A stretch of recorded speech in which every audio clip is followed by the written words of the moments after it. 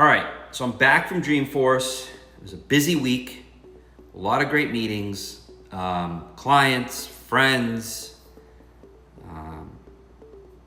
customers of Salesforce, you name it, partners.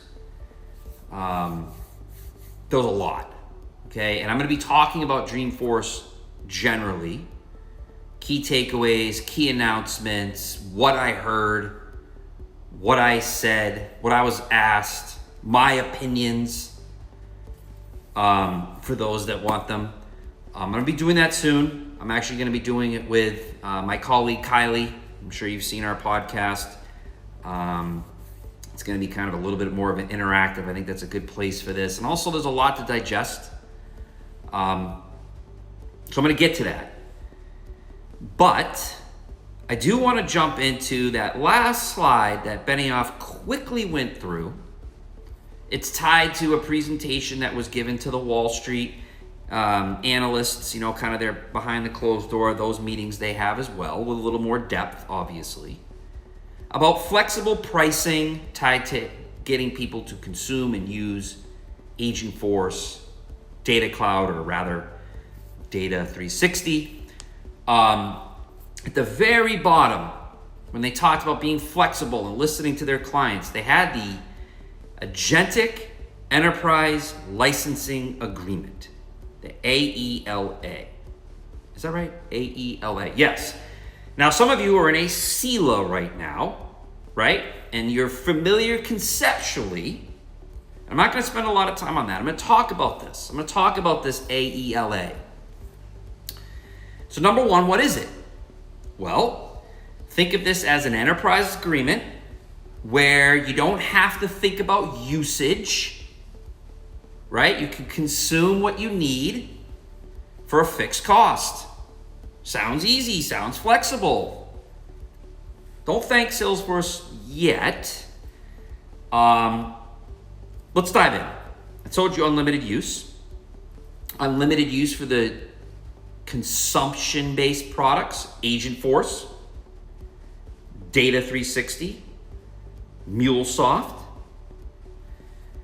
There's also unlimited licenses as needed for things like Slack, Tableau Next, Revenue Cloud. And then when you think about kind of your org-based versus user-based, which I just talked about, Shield, Sandboxes, or full copy sandboxes. And then underneath it, signatures to success, right? Underneath all of this. And Milano, Chief Revenue Officer, talked about the fact that this is going to give unlimited use for 2 or 3 years. They can ingest the use cases that they feel comfortable with. They can ingest as much data as they need tied to those use cases for one fixed cost. I've been doing this a while. I would tell you, for the 12 customers that apparently have already signed up and the 150 accounts that they're targeting that they're saying is going to happen in the second half of this fiscal quarter, or excuse me, year, so between now and January, I'd be cautious. I'd be cautious. I'd look at the fine print. I'd force Salesforce to also tell you, what would this look like if I didn't go under this AELA? Give me the transparency. Show me what you think I might be using, why I might be using it, forecasts. You know me. Here's some data I can give you. What are my use cases? What are they? What is an action? What is a conversation? What's use? Show me what that all is. Make sure it's in your contract. Even if it's all unlimited, have the transparency. I'd push for clarity as to what happens after your term is up. Now, I've seen this world play out, and I'm not saying this is what's going to happen, especially if you negotiate it correctly, but use is going to hopefully happen, right? Everyone's happy, and it's going to set a new threshold. And they're going to come to you if you don't have renewal protections on that fixed cost. And there's likely going to be a pretty significant snapping of a new line, which is going to drive up your spend. Right? So get protections, get transparency. Unlimited only means so much. Are you gonna buy air still?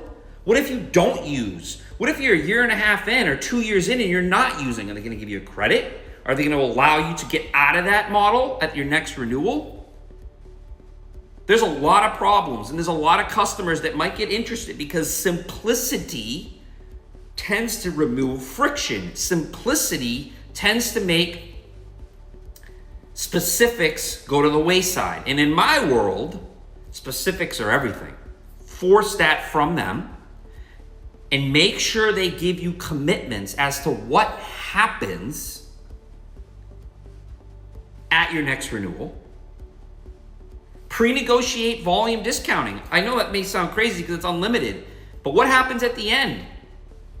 What if you grew when you re-snap the line? What if you want to move out of?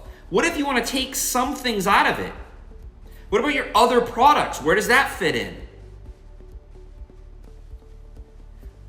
Really pay attention, folks. Understand that transparency is still going to be critical. And really understand that upfront cost, which is why having them show you what it would be under a non-AELA, and then make them show you rather what that additional discounting should be to get you to move into this. Because this is the point. It's a massive win for them. Because you'll all become Agentforce and Data 360 and MuleSoft and Slack, the operating system, and Tableau next. You're going to become customers of there, which they're going to tell the market. They're going to tell those Wall Street analysts. Look, our model's working. Look we got friendly, we adjusted, and look at all this use. But is it really use? And I'll be talking about this with Kylie, but they put customers up there. I'd be challenging it. Are they really using? To what degree? But the game is all about to get them in and then use and taste. Reset the baseline, elevate your cost profile. That's the game. And it might be an okay structure if you negotiate it right.